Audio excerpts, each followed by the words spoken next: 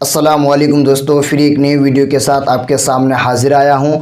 और मैं आज आपको इस वीडियो में नमाज में कितनी चीज़ें वाजिब है इन चीज़ों के बारे में बताऊंगा।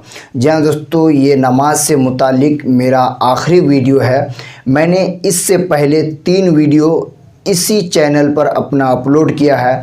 अगर आप अपनी नमाज को सही अदा करना चाहते हैं और आसान लफ्ज़ों में नमाज को समझना चाहते हैं, नमाज को सही करना चाहते हैं, तो आप मेरे इन चारों वीडियो को ज़रूर देख लीजिए, इस वीडियो को और इससे पहले वाले 3 वीडियो को।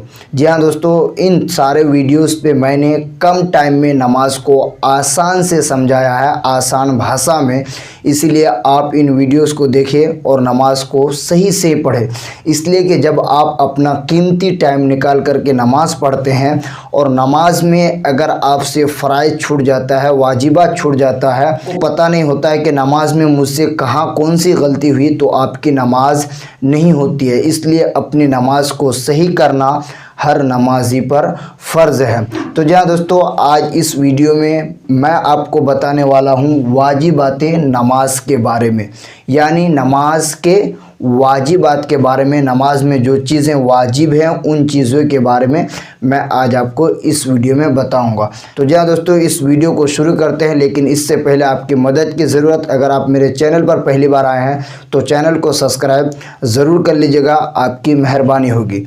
तो वाजिबात नमाज में सबसे पहले बारी आती है अल्लाहु अकबर की, यानी जब आप तकबीर तहरीमा कहते हैं, तकबीर तहरीमा के वक्त जब आप अल्लाहु अकबर बोलते हैं, ये अल्लाहु अकबर बोलना नमाज में वाजिब है और ये पहला वाजिब है हर नमाजी के ऊपर। अब यहाँ से शुरू होता है।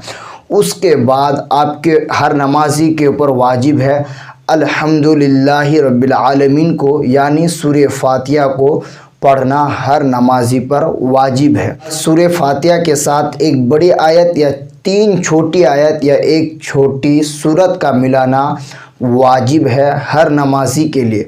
उसके बाद सूरे फातिहा और दूसरे सूरे के दरमियान सिर्फ बिस्मिल्लाह और आमीन के अलावा कुछ ना कहना हर नमाजी के ऊपर वाजिब है। ज़रा ध्यान से सुनिएगा। रुकू में फ़ौरन जाना, यानी जो ही आपकी क़िरात ख़त्म होती है तो आपका फ़ौरन रुकू करना वाजिब होता है। इसी तरह रुकू और सुजूद में कम से कम एक बार सुबहान अल्लाह कहने तक ठहरना हर नमाजी के लिए वाजिब है। रुकू के बाद आपको तादील अरकान भी करना ज़रूरी है।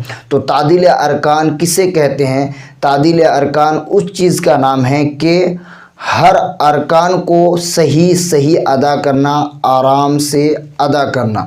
यानी अगर आपने रुकू के बाद खड़ा हुआ तो आपको इस तरह खड़ा होना है कि आपके बदन के तमाम आज़ा जो है अपने जगह पर आराम से बैठ जाए। उसके बाद आपको सजदे में जाना है। ऐसा नहीं है कि आप रुकू से खड़े नहीं हुए कि आप सजदे में चले गए, जैसा कि अभी अक्सर नमाजियों का यही हाल है कि लोग नमाज तो पढ़ते हैं लेकिन रुकू से खड़ा होना उनसे नहीं होता, वो फ़ौरन सजदे में चले जाते हैं। तो अगर आप ऐसा करते हैं तो आपके ऊपर सजदा सहव वाजिब हो जाता है। जब फिर सजदा सहव वाजिब हो जाता है और लास्ट में आप सजदा सहव भी नहीं करते हैं तो आपकी नमाज ही नहीं होती है। एक तो अगर आपने भूले से किया और अगर आपने मनमानी की, किसी ने आपको ऐसा बताया फिर उसके बाद आपने की, तो आपकी तो नमाज ऑलरेडी होती ही नहीं है, चाहे आप सजदा सहव करें या ना करें। इन बातों का ख्याल रखना बहुत ही ज़रूरी है। अब उसके बाद बारी आती है कायदा उला की, यानी जैसे 4 रिकात वाली नमाज आप पढ़ रहे हैं तो 4 रिकात वाली नमाज में जो पहले 2 रिकात पढ़कर आप और हम अत्तहिय्यातु लिल्लाहि पढ़ने के लिए बैठते हैं तो उसको कायदा उला बोलते हैं। तो कायदा उला करना हर नमाजी के लिए नमाज में वाजिब है। कायदा अखीरा फ़र्ज़ है नमाज में, कायदा उला हर नमाजी के लिए वाजिब है। अब इसी तरह जब सलाम फेरते हैं तो अस्सलामु, लफ्ज़ अस्सलाम ये जो है हर नमाजी के लिए कहना واجب ہے اور علیکم ورحمۃ اللہ یہ کہنا سنت ہے۔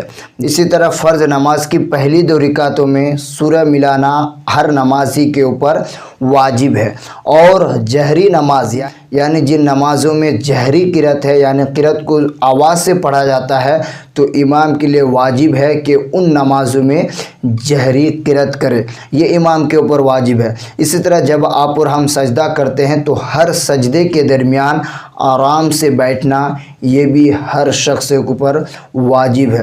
تو جہاں دوستو واجبات نماز کا ہر نمازی کے لیے خیال رکھنا ضروری ہے۔ تو میں اب آپ کو بتاتا ہوں کہ واجبات نماز کسے کہتے ہیں۔ تو اس کا مطلب یہ ہے کہ واجبات نماز میں نے جن چیزوں کو بتایا ان کا بھولے سے چھوٹ جانے سے آپ کے اوپر سجدہ سہو واجب ہو جاتا ہے، یعنی اگر کہیں بھی بھولے سے اگر آپ سے یہ چھوٹ گیا کہ آپ نے الحمدللہ رب العالمین کی تلاوت نہیں کی اور دوسرے سورے پڑھ کر آپ نے رکوع میں چلا گیا اور رکوع میں آپ کو یاد آ گیا، تو اب نماز مکمل کرنے کے بعد قاعدہ آخرہ میں تشہد کو پڑھنے کے بعد آپ کو دائیں جانب سلام پھیرنا ہے، اس کے بعد 2 سجدہ کرنا ہے، اور 2 سجدہ کرنے کے بعد پھر آپ کی نماز مکمل ہو جاتی ہے۔ اور اگر آپ نے بھولے سے چھوڑ دیا اور آپ نے سجدہ سہو بھی نہیں کیا تو آپ کی نماز نہیں ہوتی ہے۔ اور اگر آپ کو نماز پوری کرنے کے بعد یاد آتا ہے اس نماز میں مجھ پر سجدہ سہو واجب ہو گیا تھا اور میں نے سجدہ سہو نہیں کیا تھا،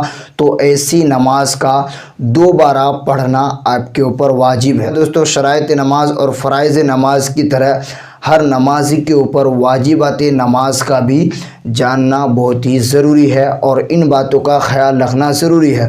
اور جب ہر نمازی شرائط نماز، فرائض نماز اور واجبات نماز کو جان لے گا تو اس کی نماز صحیح ہوگی اور وہ صحیح سے نماز پڑھ پائے گا۔ تو جہاں دوستو امید ہے کہ آپ کو یہ ویڈیو پسند آیا ہوگا۔ تو ابھی کے لیے اتنا ہی، پھر ملیں گے ایک دوسری ویڈیو کے ساتھ۔ السلام علیکم دوستو۔